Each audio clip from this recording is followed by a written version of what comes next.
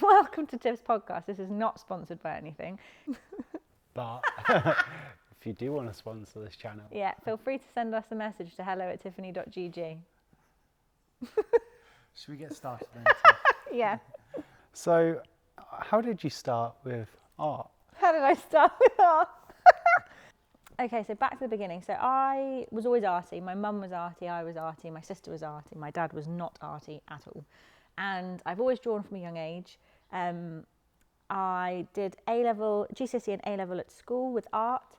And then I went on to uni and tried to do an art foundation, but I hated the uni I was at. It was so bad. It was at Bournemouth, that's where you went. I didn't enjoy it. I didn't enjoy the lessons. I didn't know what I wanted to do after. So I lasted, I think, 6 months and I didn't really finish the year. I passed it barely by like the skin of my teeth. And then I thought, right, I'm never going to get a career in art. So I went and worked in Italy with horses. I stayed there for 6 years, learnt the language, loved it, thought that would be my future. Ended up missing home and thinking, right, I want to come back and see all my friends that were growing up, having kids and everything like that. So came back, got into photography, and then it was only in lockdown when I couldn't do any photography So that 4 years ago, pretty much. started painting it. Borrowed my mum's, I was living with my mum Yeah. at the time, borrowed her paintbrushes. She taught me a few things, and then only 4 years. 4 years in March, so 4 and a bit now. Wow. So, I mean, touching on that, how has your mum influenced your art? Oh, well, she taught me the basics. She taught me everything, really. She's very much like quite a realistic painter, so she does a lot of. She still uses acrylics, same as me. But yeah, she does a lot of different things. She's very. I don't even know how to explain it. She's very good, obviously, but she's very special in certain things. Like she does fish, and she'll make the scales look just like scales. Like she'll use like iridescent paint and like gold and silver leaf, and like they're just beautiful. I've yet to find out how to do that because I can't do that much. That's why I don't paint fish. So where's your style come from then? Probably like my mum, but I mean, the basics of that. Like I only stayed with her. I was only living with her for, I think it was just 1 or 2 months. So I learned kind of what she taught me and how all like the tips and tricks of what she used for art and stuff. And then just kind of went from there. Since you started, I mean, what did you start out with when you first? Painted a bee. A bee. Yeah, Okay. I painted. So how did you come up with painting a bee? I wanted something easy. Yeah. And I thought a bee has 3 colours, black, white and yellow. I was like, I can't get that wrong. So I painted a bee and put it on Facebook and just to show people. And someone messaged me and said, can I buy it from you? And I can't remember if I sold it for like 20 quid. It was the cost of the canvas. Yeah. Or whether I gave it away for free. But yeah, I just kept painting bees and more bees and more bees. And then I think I painted a little duck and I called it Dwayne Johnson because I thought that was quite funny at the time. And then it literally just spiraled from there. And I don't know. I genuinely, when I think back, I just blink and I'm like, that's just happened. Like, how's it done? Yeah. How did you transition from photography to artwork then? I think artwork just took over, and I loved photography, but I felt photography for clients was very like, you have to do it like this. They wanted this image and that was it. There was no kind of like, you could be creative, but what they saw in their head was their own thought. Like that's what I had to do. It was very kind of limited. Yeah. And then when I moved into art, people would say, well, I really like this. And I started painting what I enjoyed painting. And then people were purchasing that. So I felt more free to kind of be creative. Yeah. I wasn't restrained at all. Restrained in any way. Which is why at the beginning I did a few commissions, but I don't take on many commissions now because I feel like I need to be in the right mood to paint certain things. And if I'm told what to paint, I don't enjoy it as much as when I just paint. Well, you've got 210,000 followers on Instagram. 211 now. Sorry, It's only because 211. I've been stuck on 210 for like 6 months because Instagram has decided to just plummet. But we've made it to the massive 211. Yeah. In 4 years, 211. Yeah. did you ever expect No. your career to go in such a No. big direction? I still don't ever. I still walk in here and sit on this sofa and think this isn't real. Like, how has this happened in such a short space of time? But the thing that people don't realise as well is, although Instagram says I have that, that's not like that does not show success. Or that, like, it's so easy to see someone that has a large amount of followers and think, oh, they must be sponsored by this brand, they must be working with this, they must have constant work on. But it's not like that at all, especially with art, because I feel like if you're an influencer and you're a sports brand, or you have kind of you're a makeup person or a sports brand, people are more inclined to sponsor that because they're using products, they're using this. But I feel kind of like art is almost a bit lost. Yeah. I don't know whether anyone else feels like that. I don't know whether you feel like that being a videographer. Yeah. But it's a lot harder to kind of get anyone to kind of sponsor you and stuff, because it's not really like you can wear, I mean, there's clothes you can wear, but it's so different. It's so different. So with 211,000 followers on Instagram, Mad, yeah. what are your opinions on the app and social media in general? Does Instagram matter? Yes. To me, Instagram matters because I've never been with a gallery. So I don't have anyone representing me all over the world. So I need the platform to promote myself. So for me, it's important, not necessarily the amount of followers, but who is following me. So I'm trying to work out now whether I think the majority of my followers are artists who want to learn. So a lot of my stuff I put out isn't necessarily selling stuff, it's teaching people. So like I have my tutorials, so I know that that's targeted the right people. Yeah. A few of my followers are art buyers, but not a lot of them. But Okay. most of them see my artwork really in Battersea Power Station, which is where I am currently. Mm-hmm. So it's really difficult to kind of understand Instagram and know how well you're doing. Yes, it's just a weird one, Instagram. It really is. I'm very grateful for the app. Like I think back to years ago, how would people promote their artwork years ago before the app was made? And it is just gallery representation. Are you having a space in Battersea, and obviously you're now showing your art in Las Vegas? Yeah. You've been in New York. Yeah, I have. Which, yeah. Would you say that translates directly to having a larger Instagram following? I don't know. I don't know. I think it's very.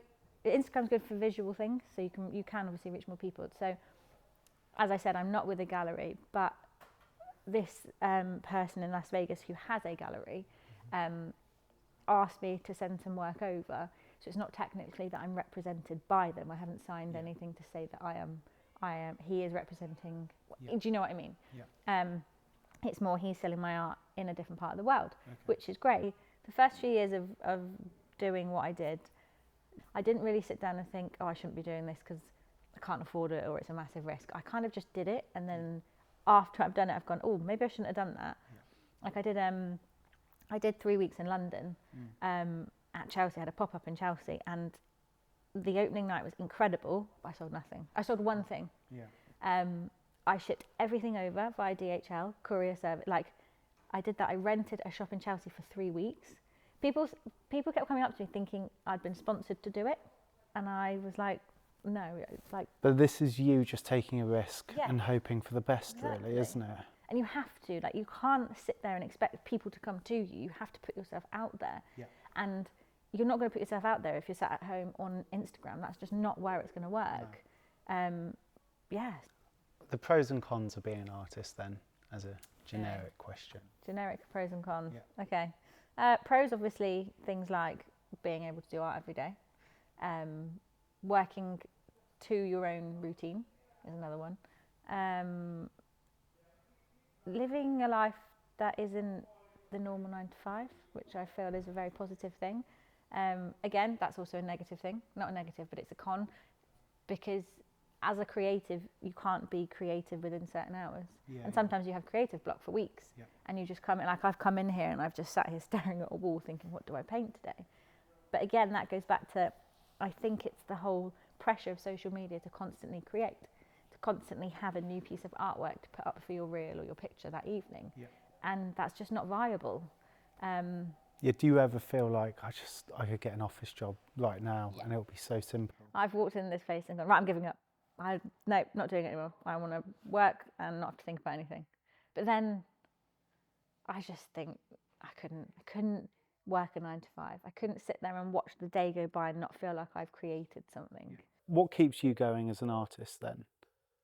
I have realised over the past few months since getting this place that what I want out of art has changed completely. So when I started out, again, I didn't ever expect to do this full time, but I wanted to paint to make me happy. And I wanted to create, and every time I sold a piece, I was happy, not because of the money or anything like that, but because I knew I could afford to then paint again. I could buy a canvas, I could buy more paints, I could explore doing this. When people come and collect it and they're saying, so people have got them for like big birthdays and they're like, oh, this has been my best birthday present, or they've saved up for like 3 months, or they've got a bonus at work and they've put it towards that. And I used to love seeing how happy it made people. And then I realised that a lot of what I enjoy is seeing other people paint as well. Because for me, art is my therapy. Art is how I am happy, how I'm sane, how I feel just better about life. Yeah. And the messages I've got from people from my tutorials saying how it's helped them mentally and it's helped them overcome certain traumas and things in their life. And I think, again, this is how my brain is working. I'd love to have done something with therapy. I think if I wasn't an artist, I would go down the therapy route of helping people. So to hear that I've helped people through my art is something that for me is massive. And that's what I think I want to do now. I want to obviously paint and sell my art and things like that. But I think the next few years is helping others paint again, or helping others sell their art, and creating perhaps an online platform where people who aren't represented by galleries can upload their work, and I can connect them with the art buyers so that they they sell art and they can paint again. Because it's a lovely little win that they have when they sell a piece of art. I would love to produce work that people are happy to buy, because I love painting. I'd love to change the way people perceive artists and creative things. And I also, since being with my partner who has 3 children, I've noticed how important it is to teach kids and younger people that art is a job, and it's not having to work in an office. And if you are creative or you have an idea, to not listen to society say you can't do that, or you're not very good at that, or that's not going to get you anywhere in life. Because I never thought I could be an artist. I never even began to think art was a job. And not because I didn't think it was a job, but it didn't cross my mind, because you don't see it in everyday life. You don't see people doing well until Instagram came along, but in the creative kind of sector. What would you say is your biggest sort of pet peeve when it comes to, obviously you might have seen online that people have maybe tried to sell artwork that's super similar to yours? That's one of my pet peeves. My pet peeves is when somebody copies something down to the exact T and then tries to sell it for more money than the artist is selling it for. I've had that, and I think it's just, in the way we live now with Instagram and things like that, you will be found out, because I've had it before where there was I paint a lobster and I put eyelashes on my lobster. Like, no one I would know would put eyelashes on the lobster. The lobsters don't have eyelashes, really. Are you sure? They might do. And this person had put the eyelashes in exactly the same place. I mean, to the point I thought when I was sent this image, it was my piece of artwork in where this other person was. Both of them were exactly the same, and she was showing them off at an event in front of loads of people and selling them. And selling them for more money than I was selling mine for. And that for me is a pet peeve. Don't copy somebody and then try and sell it. Like, no. It riles me up. You can take inspiration from everyone. Like, everybody is inspired by everybody. That's why I offer tutorials. But you cannot take a tutorial and then try and sell a piece of artwork from that tutorial, because that is copyright. What's your tips for other people with creating artwork then? Just paint. Just every day you paint is every day you're learning to find your style and to get better and to see what you enjoy doing. It's very difficult. I know people that have 9-to-5 jobs and then they have families and they say, I don't have time. Which is why I offer tutorials, which don't take massive amounts of time. But, you could start one evening, do an hour a night, and it's only, I think, a couple of hours, isn't it? Is that what happened? You filmed it, we should know. Yeah, it takes a while editing. Does it? Yeah, days. It's fine. So when you're first starting out with art, it might be a while till you sell a piece. What do you say, like, to people who are really struggling with, I don't know, it's probably a massive hit to their ego and a confidence as well. So I mean, it's difficult because art is kind of an opinion on stuff, isn't it? Like, you could do anything and say it's art. And there's people that create weird and wonderful art and it sells, and there's people that create the same weird and wonderful art and it doesn't sell. And I think not selling a piece first time is very disheartening. Like, it is very disheartening. If you put your time and your soul and your body into a piece of art, you kind of hope that it sells. But if it doesn't, I mean, obviously go down the route of approaching people, approaching galleries maybe, just saying this is a one-off piece, would you be interested in selling it? But I think try something different. Try maybe paint something else completely different and see if that sells, or see if you get any feedback on that, whether that's preferred to your other piece. Because again, although it's something that you might like, it might not be something that other people enjoy. And although I do feel that there is a client for every single piece of artwork out there, it's finding that person. But if you're then creating something that people are enjoying and they want to buy it, then you feel better about that, and you can almost park your old piece and go, right, I'll look at that in a couple of years' time or whatever, and try and sell it again, because maybe the market's changed, maybe people have different views on art then, and then you kind of get the best of both worlds, if you know what I mean. What are your thoughts on, you must have had it when you were first starting out, when people ask you, you give me a piece of artwork and we'll give you exposure. That's another pet peeve of mine. Yeah. People asking for stuff for free. Because although they think and they see on social media you're doing well, or they see this, they expect that you can just give stuff away for free. It's a job, isn't it? Yeah. And it's still things you're giving away for free that you've paid to have done. Yeah. And the cost of a print, my printers has just gone up, I think it's twice or three times. Wow. Yeah. And so I'm trying to now think, well, how do I up my prints so that I'm not charging too much for them, so that people can still buy them, but cover also my costs, which people don't realise as well, that there is a cost involved to getting stuff made. It's not just, oh, I think up a print or I think up a painting and it works. Canvases are hundreds of pounds. So giving them away for free is, no, I don't think that's fair. I think if you feel comfortable with giving it away for free, that's fine, but I don't think you should do it as a last resort to not selling it. How do you sort of price your artwork then, really? Is it a little bit of a markup? When I started, I basically wanted to start that I covered my costs for my canvas, my paints, a little bit extra possibly in case the price increased or anything, so that I had enough, if I sold that piece, I had enough to do another one. Yeah. And that's kind of where the ball started rolling. Because, you know, it's like when you push a ball down a hill or a snowball down a hill. It starts small and you can cover costs, and then as soon as you get bigger, you earn more money, you've got more coming in, you can afford more canvases, you can afford more things like that. There's not really a set rule, I'd say, to pricing artwork. It's kind of what you feel comfortable. I listened to a TikTok the other day, which is about pricing certain things. And the lady said that you should always price something at a price that you can say out loud to somebody without laughing. Okay. Because it almost feels like if you laugh, you're embarrassed to say that price, so it's too high. Yeah. And I thought it's quite a clever thing to do, but I don't know. I've not tested that out yet. Exactly. But that. It also translates to how big you are as an artist. To start with, you're grinding out. Yeah. You may be making, I don't know, like £100 a year maybe on top of what you're already earning just for yourself. But then afterwards, as you get bigger and bigger, you've got to pay for more things. Yes, exactly. You expand and you grow and you take on staff, or your prices of your canvases go up, or you have more outgoings because you're using more paint, more water, more electricity. You've got a bigger space to fit more paintings in to be able to create. It's all again that risk factor of do I grow with my business, or do I stay small and then not be able to grow any more because you don't have the room or the space? Yeah. But then is that stopping you from making more of an income? But I don't know. But that's where it goes back to, you've just got to do it. Yeah. And just see what happens, really. 100%.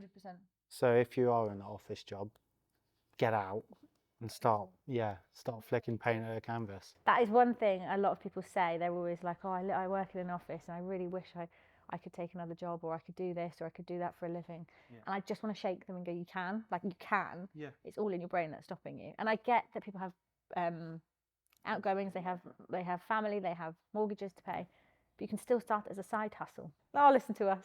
Perfect. We're like two old people sat there talking about stuff. Awesome. So I feel like that's a good place to wrap it up. Yeah.